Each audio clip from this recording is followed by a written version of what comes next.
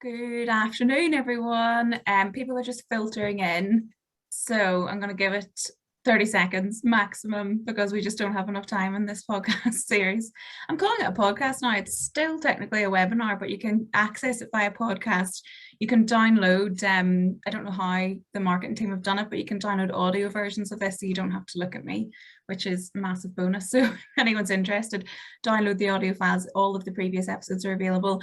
And today is like full circle, isn't it? Because today I've got Alex Jester and Matt Booth here, and Matt and I did the first ever episode of Stewarts Soundbites back last September 2020, which feels like about 10 minutes ago, doesn't it, Matt? Yeah.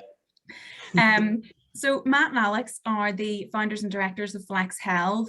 They've also got a new venture on the go called Physio Buddy, and we'll put the link to all of the relevant websites at the end of the session on the recording, so you can have a little look, a little stalk of the websites. But basically, the work that they do is really great in rehab. So they're both deal in physiotherapy, musculoskeletal and neurological physiotherapy. And you're based in Hull, aren't you, Matt? Isn't that right? Yeah. You've got a clinic in Hull and York and kind of that surrounding area. And today we're talking about virtual reality and augmented reality in rehab. And it's a really interesting topic, and it's kind of taken off in the last little while. And we are seeing more of it, from a solicitor point of view, we're seeing more of it in recommendations and rehab programs. So it's really interesting to delve into it a little bit today.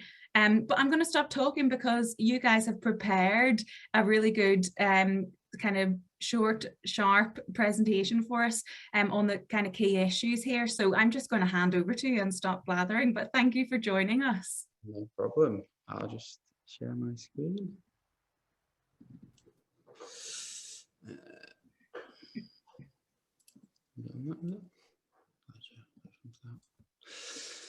There we go. Yeah, so I'm Matt Booth. This is Alex Chester. So we're from Flex Health, like Emma said, which is a rehabilitation centre in Hull.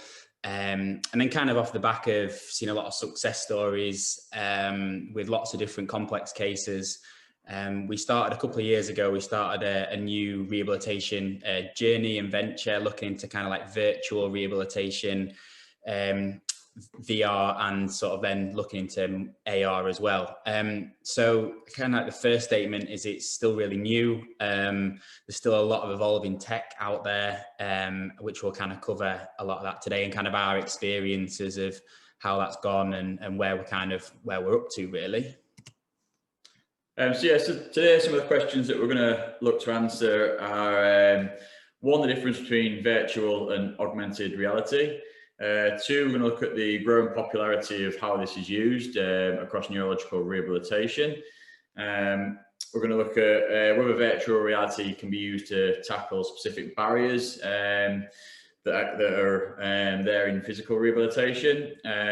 Four, how well it's sort of regulated, especially within the NHS and other private sectors.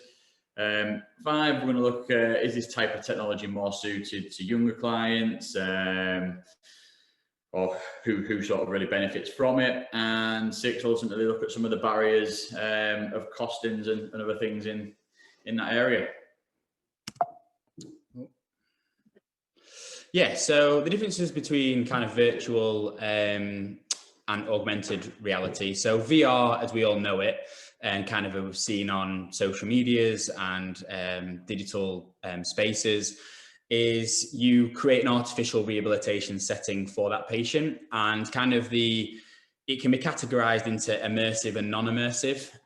So the immersive tech is kind of what we've all seen with the headsets, the headphones. I think we're even now up to platforms that you can run on and kind of move and change direction. And as you can imagine, that's the kind of the expensive side. And then you kind of got the low cost solutions as well, which they're kind of filtering a little bit more into the healthcare sector, NHS, the independent and private sector. And then you kind of got the augmented side, which is where you superimpose a computer generated image onto a real world setting. So that can be like instructional. We're seeing it a lot in particularly kind of like the new digital space for students. We're kind of seeing how you can teach a student using AR and how you can signpost patients and students and things like that onto different spaces and platforms. So the kind of the really easy way to kind of imagine it is Pokemon Go. That's what, you know, really successful case of AR. But the two solutions are looking to kind of like increase patient adherence and that kind of like that whole gamifying process within rehabilitation. So I think COVID helped in this, in the growing popularity, just because a lot more people have become sort of tech savvy, inverted commas. And by tech savvy, we just mean, you know, they can do things like this. They can do webinars. Even the older generation, my nan, for example, knows how to FaceTime now, and they can navigate themselves around simple flat platforms such as Facebook, as I said, FaceTime and them sort of things. So I think the COVID outbreak has seen an increase in people, especially for the low end of virtual and augmented reality, where you're just providing a patient with a virtual physio, if you like, where you have access to videos, information, and a step-by-step rehab program without having to see a physio. You know, you can get quite accurately diagnosed via these methods now, via telehealth, even by simple sort of tree diagram can come to some form of diagnosis. And ultimately at the heart of it, a lot of, especially MSK, some neurological conditions, they all treat very similar, especially sort of post-surgery and that sort of field. You know, if you've had surgery, the rehab, regardless of what physio will tell you, step by step, it's very easy. A lot of people can do it. And if you can present that to a patient via a virtual platform where they log on, day one, for example, will pop up and it'll give them 7 exercises to do that day, a little well done message, please log back on tomorrow, and here's your new set of exercises. And it's just a really, really efficient way of progressing someone. And again, especially in the sort of NHS and even the private sector, it's giving someone access. It's just a really good way of giving someone access to daily rehab, which ultimately is me and Matt built Flex Health on. It was the philosophy, you know, we came from professional sport. The reason athletes get better is because they've got physios, doctors, everything holding their hands from step by step from the minute they're injured. And with things like virtual reality, especially the low end of the cost side of things, it's just so easy to hold a patient's hand now and take them step by step with very limited resources. It's all front loaded, so you can load up a program. There you go, 6 weeks of rehab, 6 months of rehab, 12 months of rehab, whatever you want is there for the patient. And the research is pretty good. So it's as anything, it's early days, so there's not, you know, streams and streams of case series or systematic reviews, but the research is getting there. It'll probably take 15 years for a comprehensive amount of research to be done, but certainly the preliminary studies are all supportive of this way of working. And it seems to fit in with people's lifestyle. You know, it's easy for them to rehab at home, and we're all a bit more used to that after what's gone on the last sort of 2 years. So kind of how is VR being used to tackle specific barriers within rehabilitation? So the NHS has seen it's been a huge driver in this over the last few months, actually. I'm sure you've all seen the new initiatives rolled out. It made front page news last week about NHSX and how we improve the digitalization of rehab and care and patient resources throughout the nation. And what they're trying to do is hit specific KPIs, so instant access to bespoke rehab. But in terms of like that AR and VR concept, we want to try and make it fun, engaging, And that's kind of what it's there to do. It's to try and gamify solutions so that we can place a patient in a different setting. They can rehab on the beach or something that's very functional to them. If you think about we all know patients' specific goals in terms of if they want to be able to put a cup in the cupboard, you can, in theory, create a virtual cupboard and then start to recreate those functional patterns with a patient, and trying to get that stimulus into a patient is vital. And they can do that in their own home. So patients don't have to travel to a clinic in Hull or Leeds or London. We can start to create these environments for the patient in their own home. And this can be done very simply at the minute on a low cost level with the phone, tablet. Like I said, a lot of the Samsung mobiles now have it built in, have VR and AR capabilities. And then that kind of leads us on to digital inclusivity, which is still a huge barrier at the minute. Obviously, we will talk a little bit about how many patients use mobiles and computers, particularly in those older population groups. So, using systems like easy to understand content, very simple navigation tools. So when we've been building out our application with NHS Trust, we are very conscious of how do we incorporate patients who struggle with sight and hearing, and the national reading age is 11 years old. So we have to start to look at, easy instructions for patients to manage. Then all the content and, AR and VR, whether it is virtual or augmented, it has to be patient centric. So focused on the patient, but really clinical as well. And getting that balance is actually quite difficult. You have to keep the terminology very, very short and sharp, but making sure that it is wholesome for the patient. And at the minute, kind of where we're at is we are looking into that, to gamifying our solution. There are some other fantastic resources out there at the minute. I know King's College in London has been pioneering Grippable for stroke patients, and a lot of that is about gamifying solutions. So yeah. And then in terms of how well regulated is the area, and kind of who are the developing experts, I suppose, within the field. So within the NHS, it's actually really well regulated. There's clear clinical governance and information governance frameworks that we've had to upskill ourselves on, working with trusts and how that looks. We've had to instruct clinical safety officers and data protection officers. There's clear guidelines on if it's a software package or if it's an actual physical diagnostic tool. And you have to go through a very rigorous set of frameworks again to really, get that sign off from the NHS. And then the private sector is and the independent sector is following suit and kind of using the NHS as a benchmark for that. And the NHS are using companies that I've mentioned here. So Ethos that we've worked with, and then another really fantastic one, which I'd encourage everyone to go look at, is Orca. And Orca are a partner organisation with the NHS, and they kind of set the standard for new tech evolving within the healthcare sector. And they will give you a ranking system based on how good your tool is for patient use, how good it is for clinical use, how effective it is. And that's a really fantastic tool for both experts, clinicians, the wider MDTs. And then in terms of the emerging experts within the field, as Alex said, it's a really new field in terms of both the low-cost solutions and the high-cost solutions.